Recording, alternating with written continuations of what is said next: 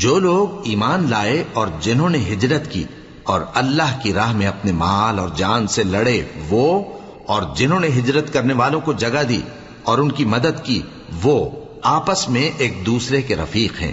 اور جو لوگ ایمان تو لے آئے لیکن ہجرت نہیں کی، تو جب تک وہ ہجرت نہ کریں تم کو ان کی رفاقت سے کچھ سروکار نہیں۔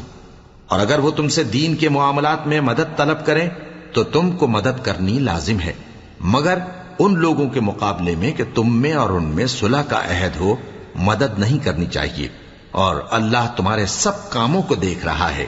اور جو لوگ کافر ہیں وہ بھی ایک دوسرے کے رفیق ہیں۔